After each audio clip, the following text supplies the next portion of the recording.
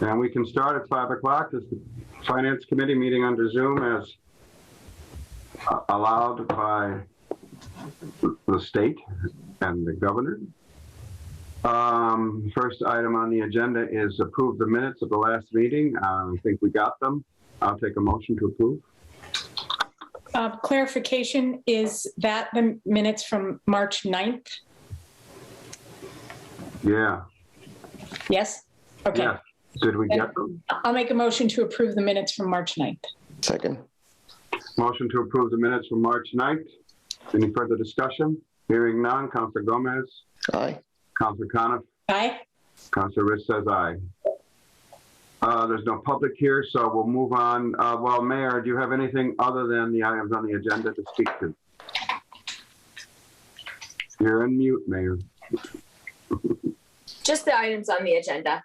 Okay, so let's get right into it. We have the $10,000 for EV charging that we need to provide the DPW. Jeff wanted to go into this and make a clarification. So Jeff, I'm going to turn it over to you. Thanks, Councilor Rist. And this has been a partnership with Greg and DPW and the mayor. I mean, I think our two departments are working really well together, and this has been just great to be able to do. It's kind of a two-step discussion. One is about the EV chargers, so the electric vehicle charging stations. And just as a reminder, I mean, we, through the mayor's office and my office and Greg, I mean, we stacked a lot of grants, did a lot of legwork to piece together a way for the city to get the EV chargers at almost no cost in terms of the underground infrastructure and then the units themselves. And so we have them now at 50 Payson, two stations, and then the two as kind of around the Mass Works grant area on Lovefield.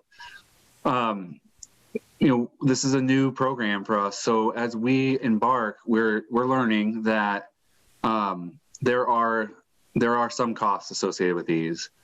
And with the electric vehicle charging stations, there's a problem with, and I'm not blaming Eversource, but there's a problem with Eversource and some of the rate structures that they have that is creating it so that we're getting pretty variable electric bills.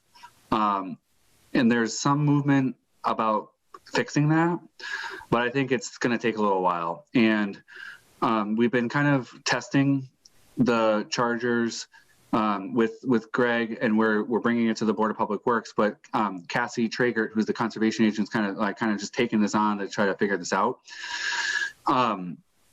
Right now, and for a while, we are not going to generate enough revenue from the chargers to pay for the electrical service. So, we're realizing that there's this gap, and that's where the logical place for the electric bills to get paid was through DPW. I mean, they maintain the facilities and they pay all their electric bills.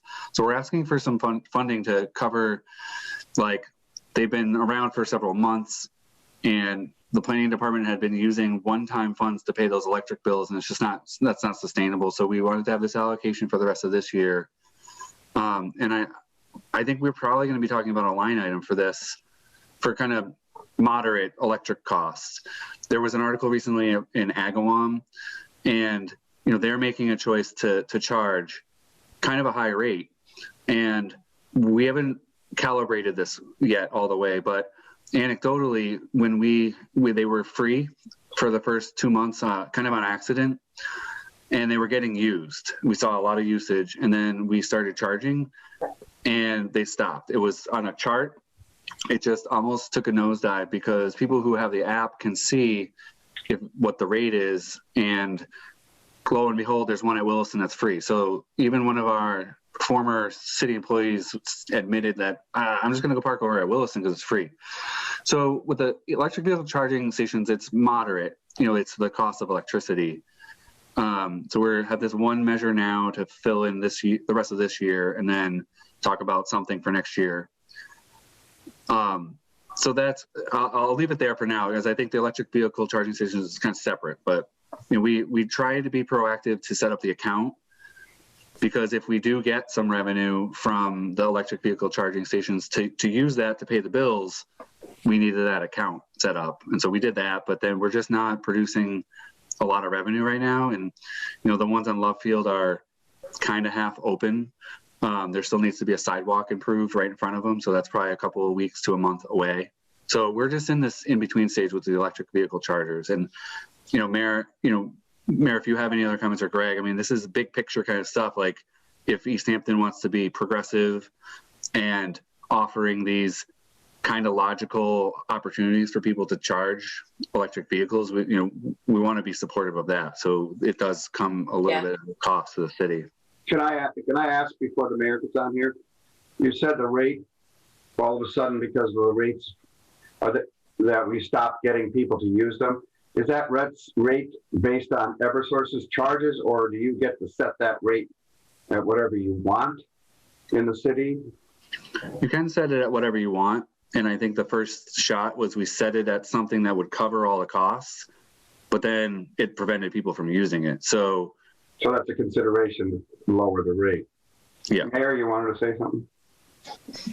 Yeah, I mean, I think that, we've, like in so many other things, we've lost a year of how to fine tune and hone this particular project. And a lot of other mayors and municipalities, including Agawam, reached out to me, is how to find that balance of what to charge for this, but also what happens when more people are on the road, right? On a weekend and coming to Easthampton, the ones on the bike path, and it's very difficult to determine what, the marginal cost and marginal revenue, like steady point is when we don't really have the quantity of cars coming through the city. And so do I think I agree with Planner Bag that we'll need to fund this a little bit, and it should not be a cost borne by mistake or oversight by planning or by DPW,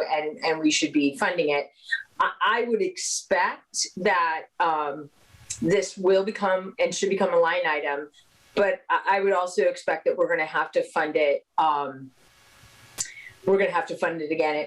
It definitely next fiscal year, and maybe a fiscal year after that a little bit. The idea is the demand will go up. So we're a little ahead of the curve on this, and 1 year behind on figuring out where we thought we would be right now, with a whole bunch of other cities who've been in the same program. One question, Peg. Greg, when you get the bill, do you know what the Eversource is charging simply for these stations?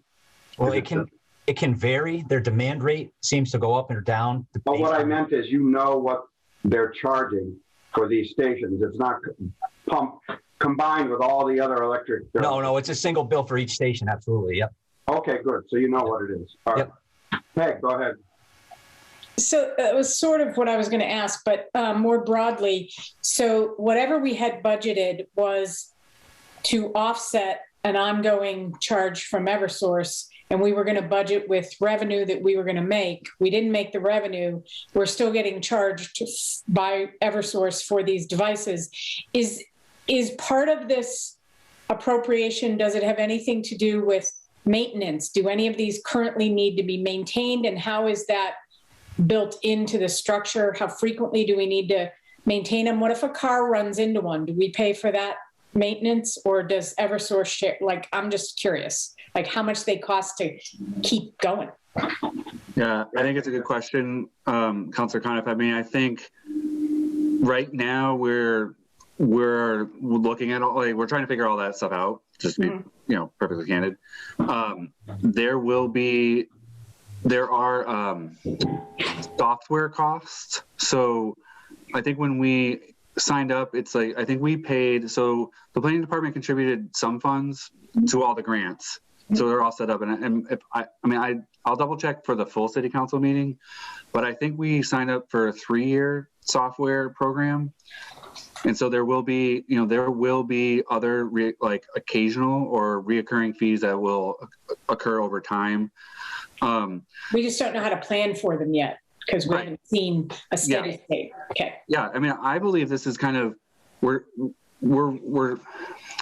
if we had to figure all this out before we did it, we Right. would never have them. So Exactly. this is a little bit better. Like, we do need to fill a gap, but then we'll have a real-time assessment.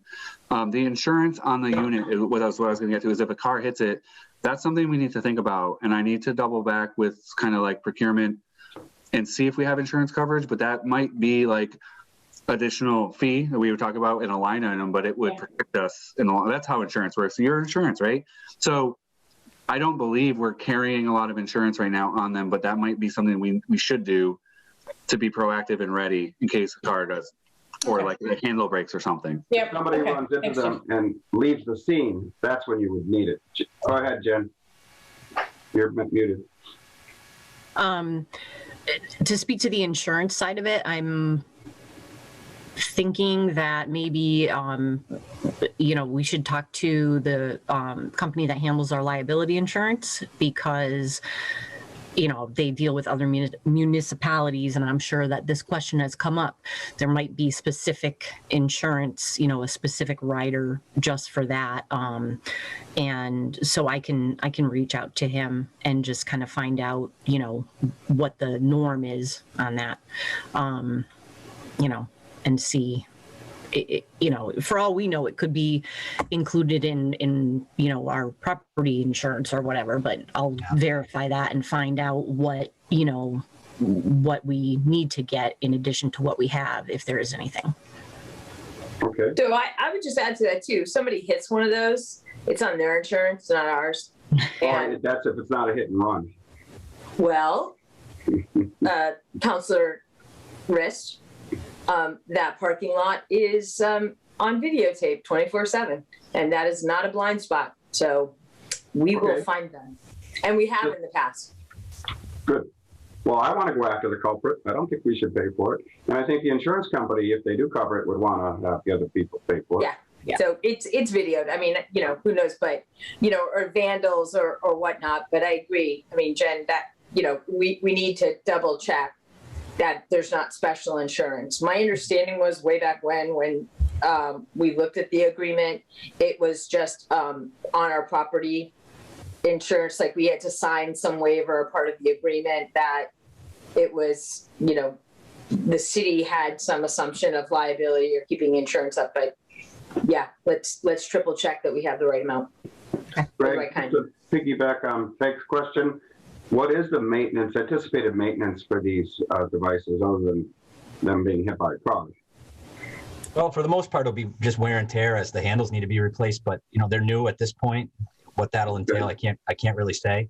But for the most part, it's just processing the bills. ChargePoint, once they take in a certain amount of money, ChargePoint will turn that money over to the city, but they haven't taken in enough for ChargePoint to turn any over yet. So for the most part, it's administrative, really, just moving the bills through. So in the purpose on the appropriation, there's a line that says eventually they would be something like paid for themselves. I don't think that's inaccurate in that that's our should pay for themselves is a hope that they will.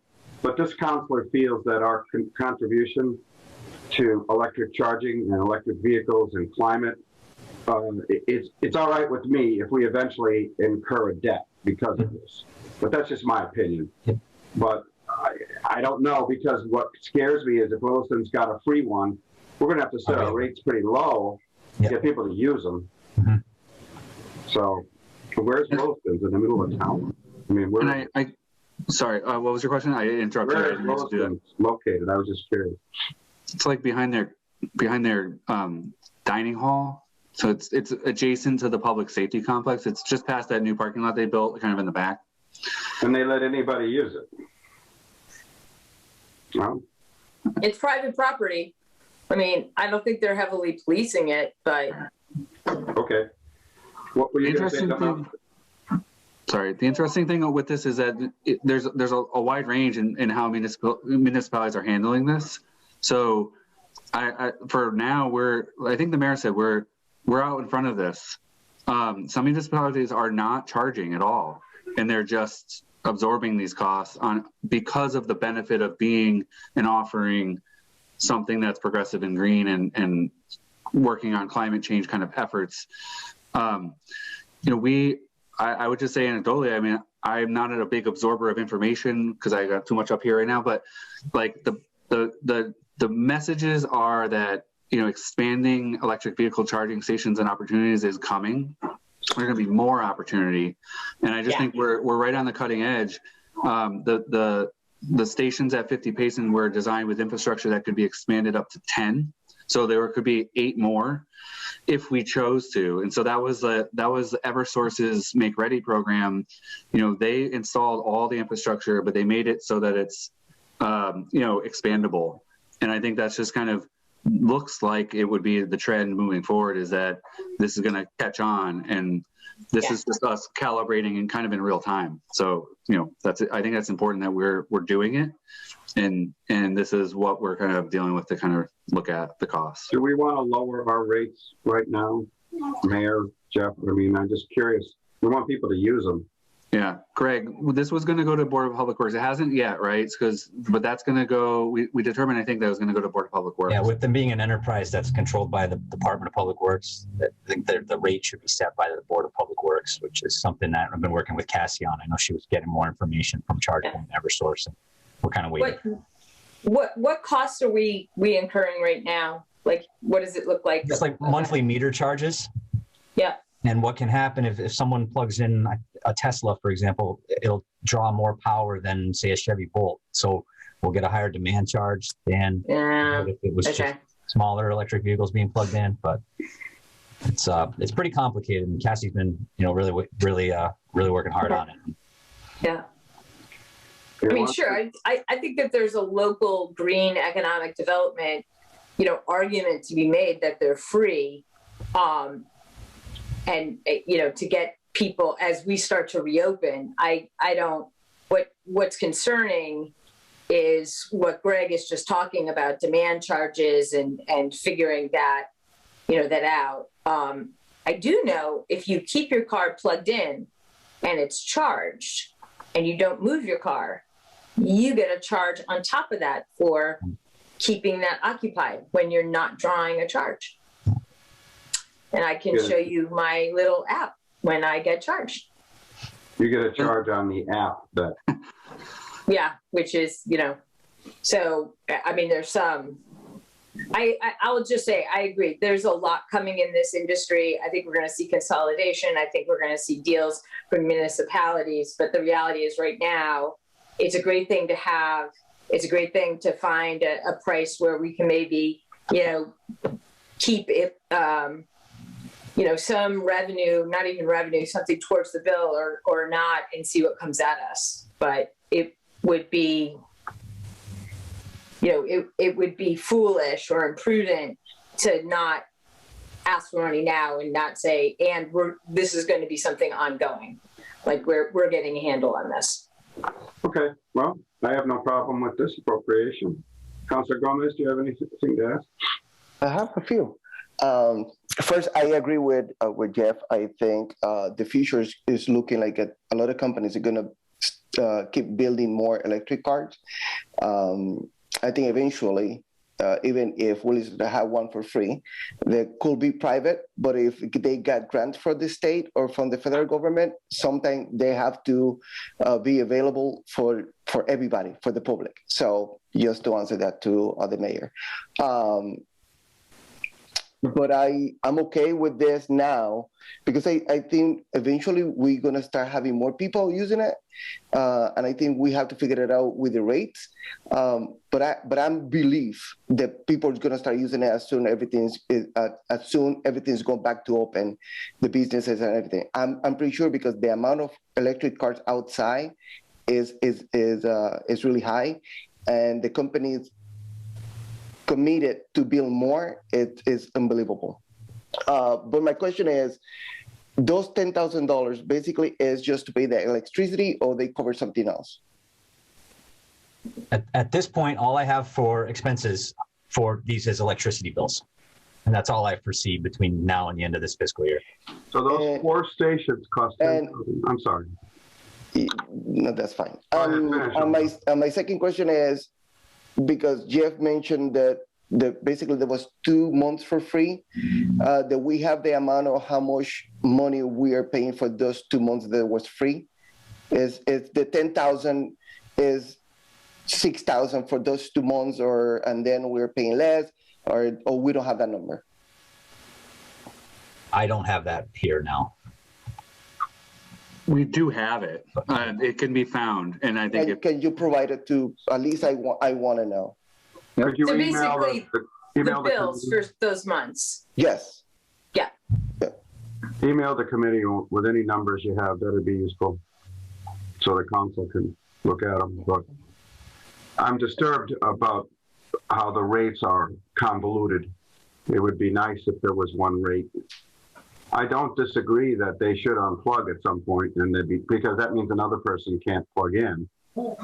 So they should be charged for that, I guess. But that's our decision, right? Or is it our decision to charge for them to unplug and move their car? I think that's automatic in ChargePoint. I think actually I think it's a setting, Greg. I think that would be where the Board of Public Works can weigh in. Yeah. It's supposed to be a disincentive to park there for too long. Yeah. Right. And once we get calibrated, I mean sorry, Mayor, but if someone gets that fee charge, that's the revenue that we can recapture that. So, that's valuable to us, and like maybe that can help pay the electric bill or some of the future maintenance costs. And that's why we set up the account. I don't know. I think we overthought maybe there was just going to come like money rushing in, and it's just not happening right now. So, well, because it's a free station in town. So, is there something on the app that tells people? The pandemic. Is there something on the app that tells people you need to unplug or you will be charged? Or is there some way they know that they can't go out to dinner and stay out for 3 hours and it only took them an hour to charge? I mean, what's the? So how do they know they have to move their car? I mean, I think I can answer that, or maybe Nicole can answer that, because I used to have an electric car. So you will know, because you're going to download the app, and the app is going to tell you how much you're paying. Oh, and it tells you when you're charged. Yes. Yeah. I have to probably the 100% of the owners of electric cars, they have the app, because and it's basically like 2-3 apps that they tell you where is the chargers, how much you're going to pay, and if they're free or not. So it's a few apps there for the electric cars owner to let them know how much they're going to pay and how much is the rate per hour and everything, and how when you charge the car. Okay. Any other questions? Peg, anything? I'll take a motion to approve the $10,000 from free cash. Because the $10,000 include the bike charging stations too. I think we should talk about that before. Oh, they do? Making the motion. My apologies. Yes. Go ahead, Jeff. Talk about the bike charging stations. Okay, great. So I agree. Thank you, Councilor Gomez. That's important. So, what I'm realizing now with this discussion about the Valley Bike Share program is that we have an opportunity to make the counselors aware of some of the benefits of the project overall, which probably maybe didn't happen. But this is part of a regional program around transportation. And, what the overall goal is kind of sustainability and promoting healthy habits. So for people to have this option to bike. The other things are that, part of the overall funding for the program initially was through the Mass Department of Transportation, and kind of to reduce air pollution and lowering greenhouse emissions and reducing the number of vehicle trips. So, one of the things is that, some of the stats are that this is one of the sort of the lowest cost modes of transportation that someone can have. And we, with the mayor's, initiative and approval, we joined the group of communities that had already done it. So, you probably already know this, but it's Amherst, Northampton, South Hadley, Holyoke, and UMass were kind of the initial Valley Bike Share program people. And then we got a grant through Housing Choice for $225,000 to create the first 4 stations. And I think it's forward thinking. Again, it's in the same vein. So these two go together, but we're now part of a regional Valley Bike Share program. And as we talk about needing a little bit of funds to support it, you know, communities like West Springfield and Chicopee are now the next 2est new communities who are joining. And we are partnered with them, and Northampton has been sort of the lead community in a lot of this, but we signed on with them to apply for more grant funding. That was how West Springfield and Chicopee got their station, and we're adding a new one as part of that grant funded program. And our goal initially has been to support kind of recreational opportunities and to enhance, you know, people getting onto the rail trail. But as the system becomes itself, we looked at a station on Parsons Street, and it may take a little bit longer, but this is part of an opportunity for people to have an alternative to a car. And the biggest benefit that we can try to get is people to not take a car for short trips. So you do have to bear with me for a moment, because when we come full circle and we get Union Street reconstructed, you know, the idea is that you could go from 50 Payson to Big E's and back, and you would do it on a bike with a basket, and you wouldn't be in a car. And so the important thing is that it's a system, and we're part of a regional wide program to do this. So I have a report that this is a good opportunity for me, because I haven't found the right opportunity to bring more information to City Council about this, and this is one of the best opportunities I can think of. So I talked to Barbara briefly and Peg. If I can insert something in the packet next week, or for the April 7th meeting, just a brief cover letter and information. I want to transmit the annual report and provide it more often to provide more information about this program. I think it's important now, because now we also are asking for a little bit of funds to support it. So the thing I wanted to make sure was clear is that, unlike the EV chargers where there was some revenue, the Valley Bike Share program was never intended to be a revenue generator. So when someone rents a bike, it goes to paying the owner of the bike system all of their costs for maintenance. So on one hand, you know, people can say, well, why are we paying for this? But we're trying to provide this alternative mode of transportation. So the two main costs that we look at with the bike share is electricity, kind of much like the fee for the chargers. And this one doesn't have that demand charge. So it's a fairly consistent monthly bill that we want to build a line item eventually to pay for those electric costs. And then over the past 2 years, the system has evolved where Northampton, as the lead community, has taken on some of the administrative responsibilities. Where they want to build an entity or a person, whether in one of the places is Pioneer Valley Planning Commission, to look at having the person to have a position to administer the program. So we are also, paying a moderate fee to be contributing to the administration of the overall system. So each town has agreed to pay an administrative fee based on kind of like a relative figure on the number of stations we have. So some of the costs that you're seeing in this $10,000 would cover that for this year and the electricity. And then we have the similar conversation about next year, kind of talking about next year or the year after, like talking about a line item. And again, the planning department has paid for the first 2 years of this program to understand what it would cost. And now we're at the point to potentially talk about shifting it out of the planning department. So I saw some hands, so. Hey. Jeff, that was a great explanation. Thank you. And I'm fully supportive of this, and it makes perfect sense that it's not a revenue generator. It's for all the reasons that you just articulated. In order for us to determine, how it's going, do you get reports of usage at each of the places where we've got bikes? And I don't know what that looks like. If it looks like, bringing in, returning, I don't know how but that would be useful information. I think if whatever you're going to talk about at the next city council meeting could include kind of that painting of the picture of the usage of these bikes to further reinforce that it's for a purpose, not for revenue. And is that purpose being met?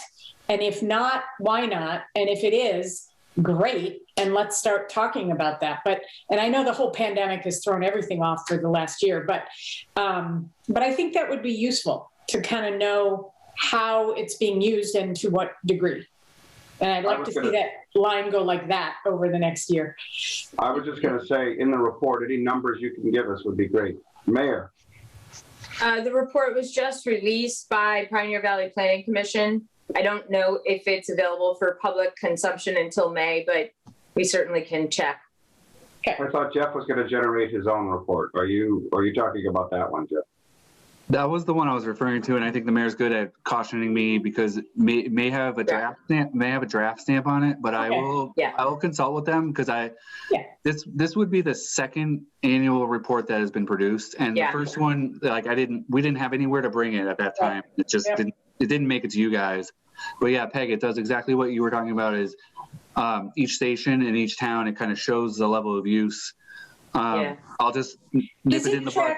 I'm sorry, Jeff. Does it track like bike number 1 was taken from 50 Pace and it was returned to someplace else in Northampton? Does it track like specific bikes, or just a bike was taken from 50 Pace and what happened to it? We don't know.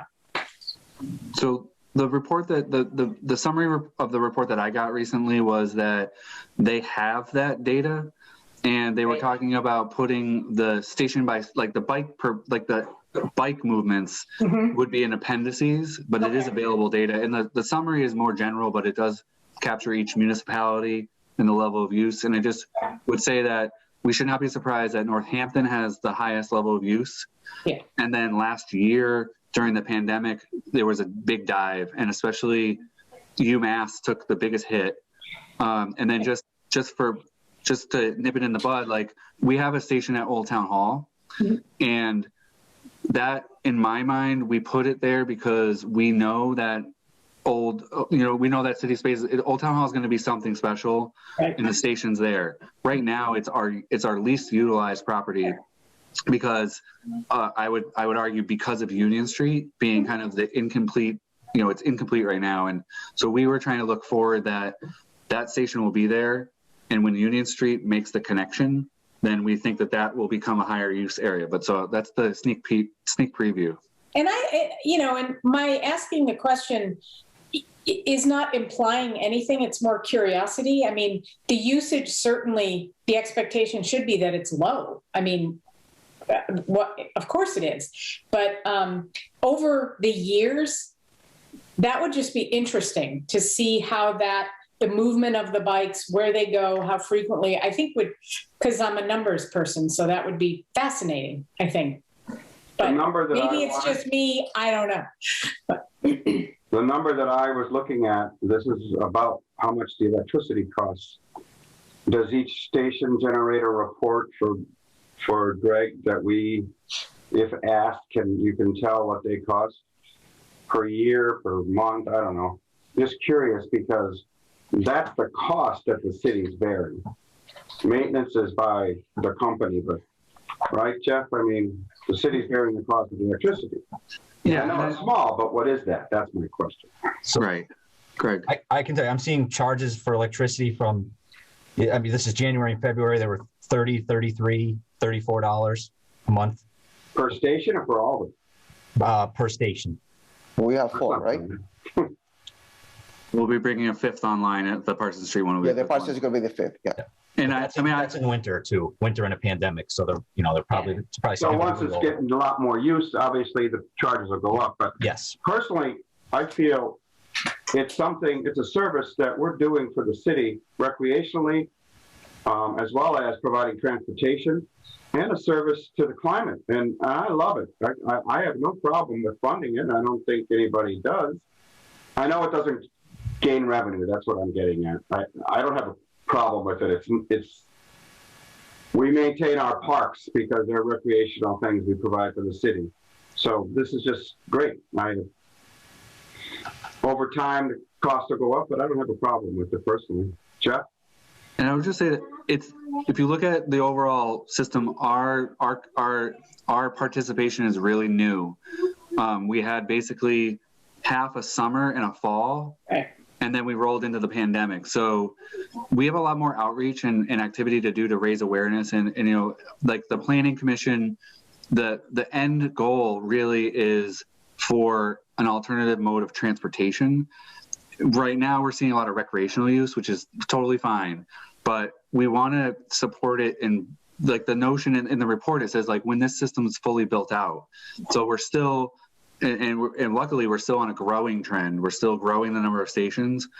So this still has a lot of potential. And I do want to say, when we install the station on Parsons Street, it's gonna be at the corner of Parsons and Federal, and there's a little pocket park right there. The program that Valley Bike has this year is called an access pass. And so the access pass is going to be oriented for low and moderate income individuals to get easy access to these. And as a result of the pandemic, I think mostly the Pioneer Valley Planning Commission got another grant from the Community Fund of Western Mass to give those access passes away. So at one point there was like, I don't know if they were $40, and then last year they were $10, and this year they're going to be giving them away. So, you know, my preview for Councilor Gomez and others is we're going to put the kiosk on Parsons Street in the next month. And what I'm trying to work on now is coordinating a day that we can notify people in advance with a flyer and have a tent and have a day where the people can come and test out the bikes and kind of sign up for Access Pass, because we really want people to try to see this for them, like see that this is an opportunity for them. And then I'm sorry, I'll get off my high horse here, but one of the things that we're also looking at is the eventual upgrade of the intersection at Parsons and Ferry. You know, it's really important, and we're working on that. And from that point, someone could grab the bike on Parsons Street, go down, and you have to envision a new pedestrian crosswalk there that's going to be a lot safer. Then you can head down, and then you can get onto the rail trail, which will get you anywhere you want to go in Easthampton. So that's part of the system, and we can make it a little more accessible for residents to get around. So that's kind of that's a real quick big picture. Any other questions? Are we ready for a motion? Councilor Gomez, would you make a motion for the $10,000 to be approved by the Finance Committee?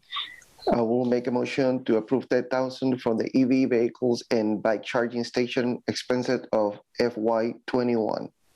Second. We have a motion to approve $10,000 for the EV stations. Any further discussion? Hearing none. Councilor Connor? Aye. Councilor Gomez? Aye. Councilor Rich says aye. The next item is also, I have to say, I love that the planning department and the DPW is contributing to each other's work and getting this stuff done. This seems like a no-brainer, the Cherry Street water and sewer replacement design. We needed to do the design before we can get the grant. So basically that's it. That's an oversimplification, but I think we got to spend money to get money, obviously.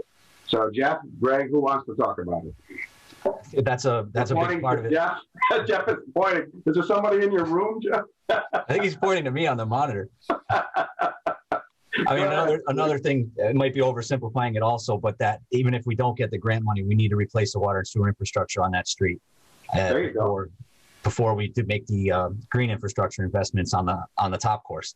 So it's money well spent either way, whether we get whether we do get awarded the CDBG money, or, you know, in the event that we're not, then we have shovel-ready plans for other packages that are coming down the pipe, or you know, any type of funding source. You know, once we have the plans to do the construction and bid documents, we have them. It's become shovel-ready, quote. Yes. Peg, I saw your hand up. Greg, what is the driving force that we need to replace? I mean, other than everything is 100 years old, subterranean, but is there something specific that is broken or about to break, or is it just the age and it's a part of the city that really needs to have this focus right now? Well, Cherry Street is particularly challenging because I think that there used to be a stream or something there that was either moved underground or relocated in some way that's just very wet, and the sewer is extremely deep. We've had a couple problems with it, and the sanitary sewer, I think one night the guys had to dig like 13 feet deep to get down to it to fix it, and the pipe is in such disrepair that we have a hard time coupling new pieces to it, because as you try to hook anything to it, it just breaks more and more and more, and you got to keep chasing it down till you get to something that's good. So that plus the green infrastructure, the MVP project that's moving along, I can't in good faith let all that excellent work be done on the top and then have to go back in. You know, it could be as soon as the next day to fix the sewer when it, you know, stops flowing again. So You're trying to Are you get going to bring it high? Sorry. Sorry, Peg, go ahead. I was just going to say, are you going to bring things higher to the surface, your pipage? no, well, we would love to with the sanitary sewer, but it's a gravity system, so it has to stay at the depth it's at to make the gravity to get down to Okay. But it's state-of-the-art piping so that it won't need quite as much maintenance, we hope. Oh no, we put a new you know, plastic sewer main in there. It'll outlast all of us. Jeff? So I think one other thing that's, I think, just really important for moving this messaging around is that Cherry Street was like the #1 project listed in the IWRMP, right? So that was like, it was like project that was most likely to fail. And so I think like Greg's work to focus on this as the first priority, it's totally in line with that plan. And so like, this is us, like, I think it's Greg, like acting really fast to get on that plan and start and using these funding sources that are not, you know, they're not ratepayer. We want to find other alternatives. So, how often have you had to fix it, Greg? And I guess since you were appointed, you know? Well, I've been with the city about 5 years now, and in my time here, I can think of, I would say at least 5 times we've had to be over there, whether it was a sewer lateral or the main itself. So.